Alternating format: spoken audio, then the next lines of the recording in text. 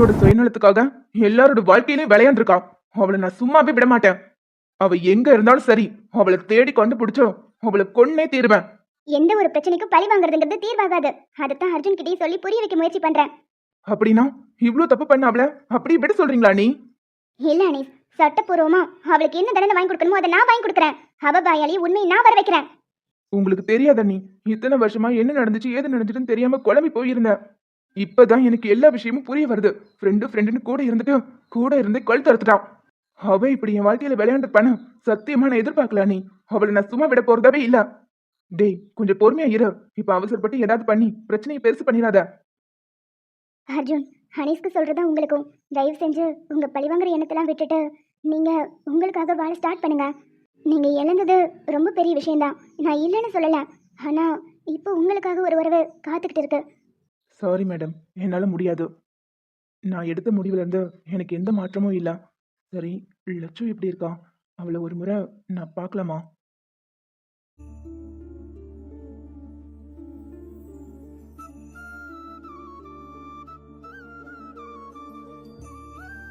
அர்ஜுன், லட்சு தூங்கிட்டு இருக்கா. அவளை இந்த நேரத்துல டிஸ்டர்ப் பண்ண முடியாது. கவலைப்படாதீங்க அருண். லட்சுவை பார்த்து அப்படி என் கூட நான் கூட்டிட்டு போயிட மாட்டேன். என் மனசு முழுக்க என் இலக்கியாவை கொண்டவங்களை பழிவாங்குற எண்ணம் மட்டும்தான் இருக்கு. என் குழந்தை மேல எனக்கு பாசம் இல்லாம இல்ல. என் குழந்தை என்கிட்ட வளர்றதை விட உங்ககிட்ட பத்திரமா இருப்பான்னு தோணுது. அம்மா நீங்க தான், இவர் தான் தான் அப்பான்னு சொல்லி அவ மனசார நம்பிட்டு இருக்கும் போது அதை உடைக்க நான் விரும்பல. இன்னைக்கும் என் குழந்தைய உங்ககிட்ட இருந்து நான் பறிச்சிட மாட்டேன். ஒரே ஒரு முறை அவளை நான் பக்கத்துல இருந்து பாத்துக்கிறேன் ப்ளீஸ்.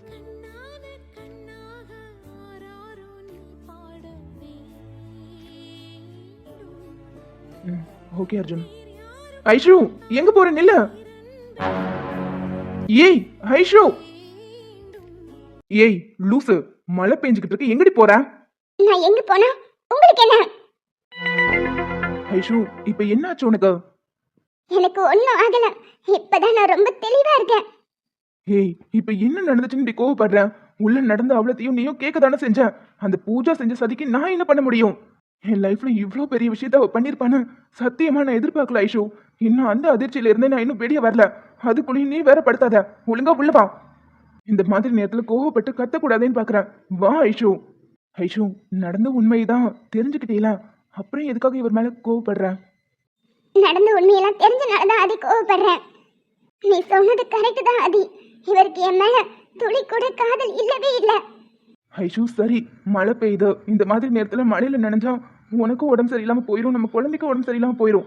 உள்ளவா, எதுவா இருந்தாலும் பேசிக்கலாம். முடியாது, நான் அப்படியே கிளம்புறேன். இதுக்கப்புறம் உங்களுக்கும் எனக்கும் நடுவுல எதுவும் இல்ல. இல்ல எனக்கு புரியல. என்ன புரியல? அத சொல்லிட்டேன்ல. இனி உங்களுக்கும் எனக்கும் நடுவுல எதுவும் இல்ல. அதி வா போலாம். ஐஷு இருக்கிற டென்ஷன்ல நீ வேற கோபத்தை கிளப்பாத. இப்போ உனக்கு என்ன தாண்டி பிரச்சனை? இப்ப எதுக்காக இப்படி கோவப்பட்டுட்டு போற? நடந்தது எதுவும் ஏன் தப்பு இல்ல. நடந்த எதுக்குமே நீங்க காரணம் கிடையாது. எல்லாத்துக்கும் விதிதான் காரணம். எல்லாம் என் தலை எழுத்து. ஐஷு நம்மளோட பாஸ்ட் நமக்கு நடுவுல வராதுன்னு உன்கிட்ட நான் ஏற்கனவே சொல்லியிருக்கேன். எந்த அளவுக்கு பூஜா என் வாழ்க்கையில விளையாடி இருக்கா, அவளுக்கு தக்க பாடத்தை கத்து கொடுக்கணும்னு நான் நினைக்கிறேன். அதுல என்ன தப்பு இருக்கு? அதுக்காக தானே நீ இப்ப கோவப்படுற? அவ இவ்வளவு பெரிய தப்பு பண்ணிருக்கா. அதுக்கு நீங்க தண்டனை கொடுக்கணும்னு நினைக்கிறீங்க. அது தப்பே இல்ல. அது உங்க பிரச்சனை. எது என்னோட பிரச்சனையா? ஆமா, அது உங்களோட பிரச்சனை. அத பத்தி எனக்கு எந்த கவலையும் இல்ல. என்னோட கவலை எல்லாமே ஒண்ணே ஒண்ணுதான். என்ன காதலிக்காத ஒருத்தரை நான் இவ்வளவு நாள் மனப்பூர்வமா காதலிச்சுட்டு இருந்திருக்கேன். முட்டாள்தனமா உங்களை நம்பி ஏமாந்துட்டு இருந்திருக்கேன்.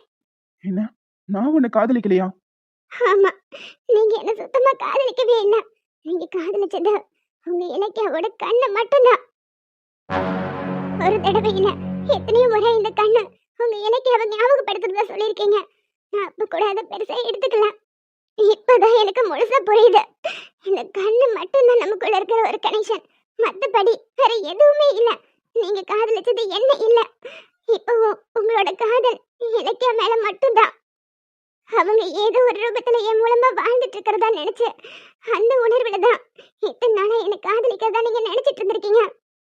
ஆனா உங்களோட காதல் நான் இல்ல. ஓ, என்னோட காதல் இலக்கியாதான், நீ இல்ல. அப்படிதானே சொல்ல வரேன்? நீ அப்படிதான் நினைக்கிறேன்னா அப்படியே நினைச்சுக்கோ. உன்கிட்ட என் காதல ப்ரூவ் பண்ண வேண்டிய அவசியம் எனக்கு இல்ல. உன்கிட்ட எத்தனையோ முறை இலக்கியா என்னோட காதல் இல்ல நீதானே புரிய வைக்க முயற்சி பண்ணிட்டான். இதுக்கப்புறம் உன்கிட்ட நான் புரிய வைக்க வேண்டிய அவசியம் எனக்கு இல்ல. கிளம்பு. மாற்றங்கள் எதையும் தூரங்கள் எதையும் என் சிறு இதயம் பழகுதடி. நீ ஏற்ற இரவு வீட்டுக்குள் துறவு ஏன் இந்த உறவு விலகுதடி. இது நிலை இல்லை வெறும் மலை என்றோ, இது மலை இல்லை சிறு மழை என்றோ. இந்த நொடிகள் கனவே எனவே உறவே சத்தமிட்டு சொல்லிவிட்டு முத்தமிட்டு தள்ளிவிட்டு ஓ உறவே என்னை மறந்து நீ. ஐஷு, அவசரப்படாத. நடந்த உண்மை அவ்வளவும் தெரிஞ்ச பிறகு இப்படி கோவப்படுறதுல அர்த்தமே இல்ல. அந்த பொண்ணோட கண்ணுதான் உனக்கு வச்சிருக்காங்கங்கிற விஷயம் அவருக்கு இப்பதானே தெரியும். அப்புறம் எப்படி அவர் இலக்கியாவை காதலிக்கிறாருன்னு சொல்ற? அவர் நேசிக்கிறது ஒன்னதான் ஐஷு. இத்தனை நாளா நான் தான் அவர் தப்பா புரிஞ்சிட்டு இருந்தேன். அவர் சரியா புரிஞ்சு நடந்துக்க வேண்டிய இடத்துல இப்ப நீ புரிஞ்சுக்காம நடந்துக்கிற. இல்ல ஆதி, இப்பதான் எனக்கு எல்லாமே புரிய வருது. அவங்களோட கண்ணுதான் எனக்கு பொருத்தி இருக்குன்னு அவருக்கு தெரியாம இருந்திருக்கலாம்.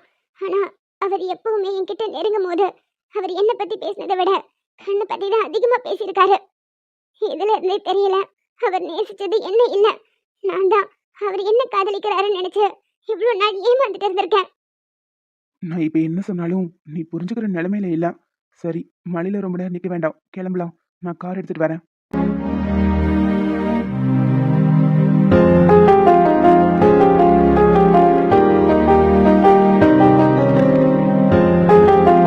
ஐஷுமா, நெல்லுடா, போகாத. என்னடா இவன் சொல்ல சொல்ல கேட்காம போறான்.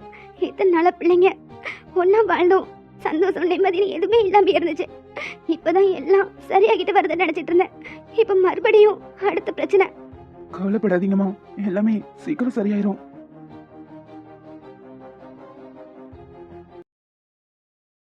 என்னம்மா இங்க திருதிருன்னு முடிச்சிட்டு நிக்கிறேன்? ஊருக்கு புதுசா?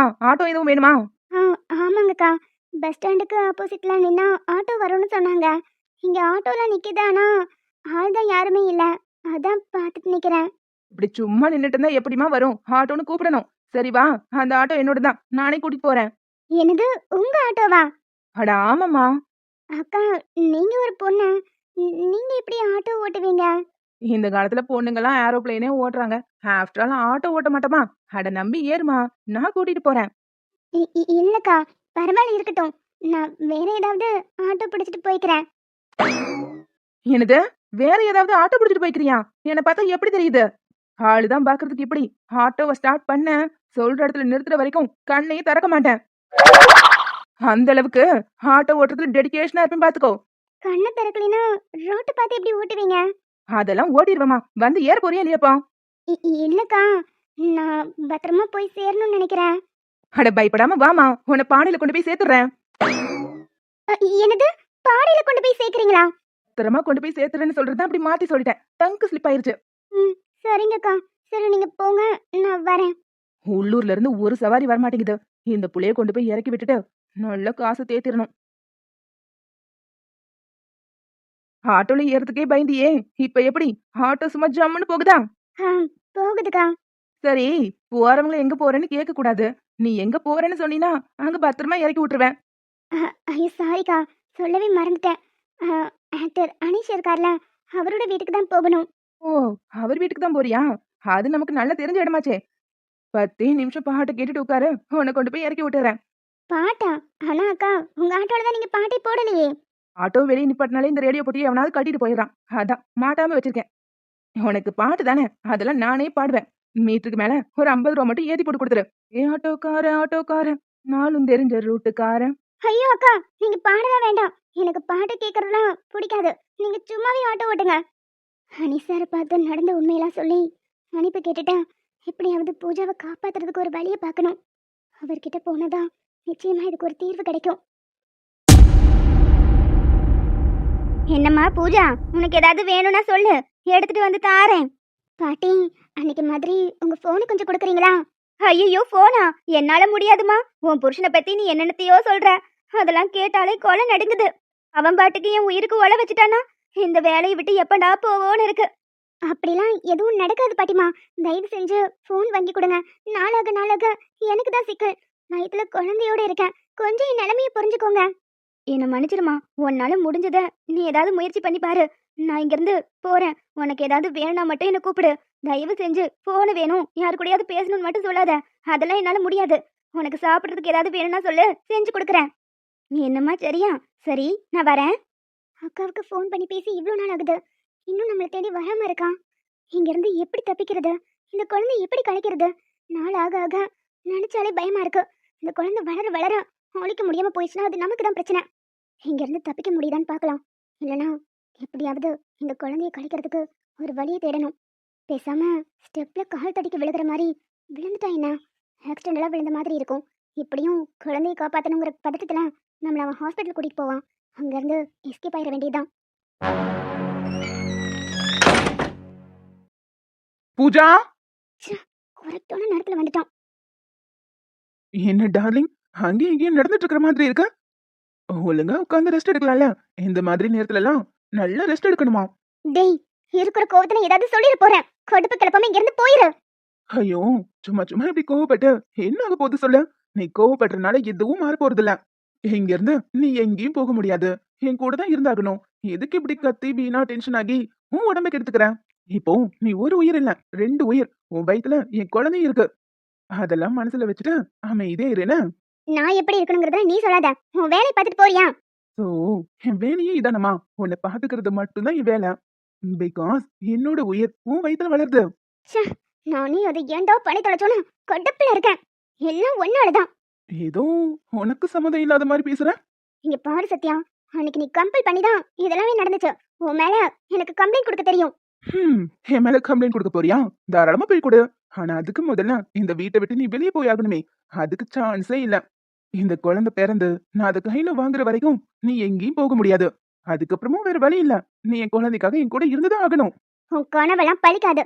சீக்கிரமா இங்க இருந்து வெளியே போய் காட்டுறேன். அதையும் பார்க்கலாம். சரி சரி, உள்ளே இப்படி இருந்துட்டு இருந்தா அதுவும் கொஞ்சம் ஸ்ட்ரெஸ்ஸா தான் இருக்கும். வா, கார்டன்ல கொஞ்ச நேரம் நடந்துட்டு இருக்கலாம்.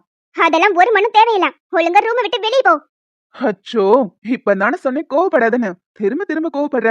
நீ கோவப்படும் போது கொரிலா மாதிரி அழகா இருக்க. என்னடா கிண்டல் பண்றியா? சரிடா, நல்லா சரி. இதுக்கெல்லாம் மொத்தமா சேர்த்து ஒரு நாள் அனுபவிப்பேன். என்னை பத்தி உனக்கு முழுசா தெரியாது. ஹனீஷ் எனக்கு வேணுங்கிறதுக்காக நான் எவ்வளவு விஷயம் பண்ணிருக்கேன்னு எனக்கு மட்டும்தான் தெரியும். அவன் மட்டும் எனக்கு கிடைக்கல, அப்புறம் உங்க யாரையுமே உயிரோட விட மாட்டேன். இங்க பாரு பூஜா, இந்த கதைக்கு நீ வில்லினா நான் வில்லாதி வில்ல. நானே திருந்தி வாழலான்னு முடிவெடுத்த பிறகு நீ இப்படி முரண்டு பிடிச்சா எப்படி? ஒழுங்கா என்ன மாதிரி நீ திருந்தி வாழறதுக்கு வெளியே பாரு. இப்ப ரூமை விட்டு வெளியே போக போறியா, இல்ல குழந்தை பிடிச்சி வெளியே தள்ளட்டுமா? கொட்டுப்பை கிளப்பிக்கிட்டு வெளியே போடா. செல்லம், நீ இப்படி கோவப்படுறது கூட நல்லதா இருக்கு. சரி சரி, உன்னை இங்கே நின்று நான் டென்ஷன் பண்ண விரும்பல. நீ ரெஸ்ட் எடு, வரேன். அப்புறம் இதே மைண்ட் செட்ல இருக்காத. நல்லா பாட்டு கேளு, நல்லா சாப்பிடு. அப்பதான் என் குழந்தை நல்லா ஆரோக்கியமா வளரும். இப்படியும் நினைச்சிட்டு இரு. உன் குழந்தைய சீக்கிரமா அழிச்சிட்ட. இங்க இருந்து நான் தப்பிச்சு போகல. என் பேர் பூஜா இல்லடா. பூஜா இல்லனா கூஜான்னு மாத்தி வச்சுக்க போறியா? இப்படி மைண்ட் வைஸ்ல மட்டமா யோசிச்சுட்டு இருக்காம ஒழுங்கா இருடி செல்லம், வரேன்.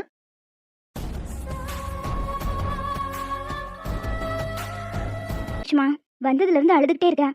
இந்தாடா காஃபியை குடி. அங்க வச்சுட்டு போங்க ஆண்டி, நான் அப்புறமா குடிச்சுக்கிறேன். இப்படி நீ சாப்பிடாம கொள்ளாம அழுதுட்டே இருந்தா அது குழந்தையும் பாதிக்கும். கொஞ்சம் காஃபியை குடிமா. இல்ல ஆண்டி, வச்சுட்டு போங்க, நான் அப்புறமா குடிச்சுக்கிறேன். காலையில இங்க வச்சது எதுவுமே நீ சாப்பிடவே இல்ல. நானும் கொண்டு வந்து வச்சுட்டு மறுபடியும் எடுத்துட்டு போறேன். இந்த ஆதிதான் இத்தனை நாள கிறுக்கு பிடிச்சி தெரிஞ்சிட்டு இருந்தானே பார்த்தா, இப்ப உனக்கு என்னடா ஆச்சு? மாப்பிள்ளை தம்பி பாவம் இத்தனை கஷ்டத்தை அனுபவிச்சிருக்கு. இந்த மாதிரி நேரத்துல அவரை விட்டுட்டு வந்திருக்கேன். அந்த வீட்ல இருந்து ஆதி உன்னை கூட்டிட்டு வந்ததும் அந்த தம்பியும் பின்னாடியே வந்து நம்ம வீட்ல இருந்துச்சு. எல்லாம் உனக்காக தானே. உன் மேல காதல் இல்லாமே அந்த தம்பி வந்து இங்க இருந்திருப்பாரு. ஆண்டி, உங்களுக்கு இதெல்லாம் புரியாது. அவர் காதலிக்கிறது என்னமோ உண்மைதான், ஆனா என்ன இல்ல. அந்த இலக்கியாவோட கண்ணு மட்டும்தான். அந்த பொண்ணோட கண்ணை தான் உனக்கு வச்சிருக்காங்கிற விஷயமே இப்ப தானே அவருக்கு தெரியும். ஆனா அதுக்கு முன்னாடி இருந்தே அவர் உனக்கு காதலிக்கிறார் தானே. அவர் என்கிட்ட பேசும்போதெல்லாம் எப்பவுமே கண்ணை பத்தி மட்டும்தான் பேசிட்டே இருப்பாரு. இப்ப நான் அதுக்கான அர்த்தம் எல்லாம் எனக்கு புரியுது. ப்ளீஸ் ஆண்டி, இதுக்கு மேல இதை பத்தி பேச வேண்டாம்.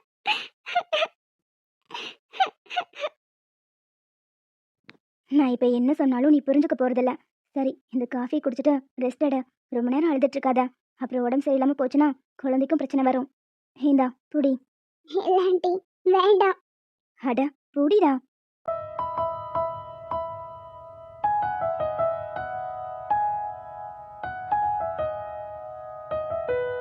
ஏன்டா நாயே, நானே கடுப்புல இருக்கேன். உனக்கு இப்ப லவ் கேக்குதா? நீ வருஷத்துக்கு ஒரு முறை லவ் ஃபெயிலியர்னு உட்காந்து ஃபீல் பண்ணிட்டு இருப்பேன். அதுக்காகலாம் நான் லவ் பண்ணாம இருக்க முடியுமா? பண்ணு பண்ணு, நல்லா பண்ணு. கடைசியில உனக்கும் இதே நிலைமை தான் வரப்போகுது.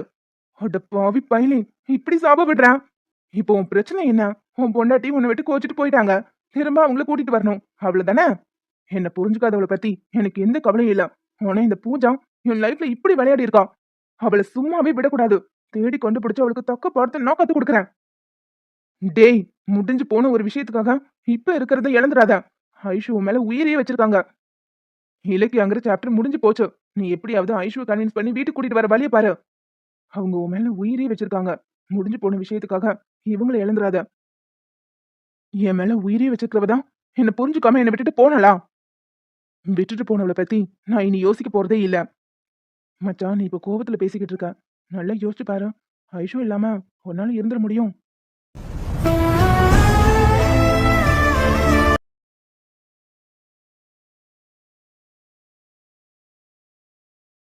நீ இல்லாம அவங்களும், அவங்க இல்லாம நீயும் இருந்துட முடியாது.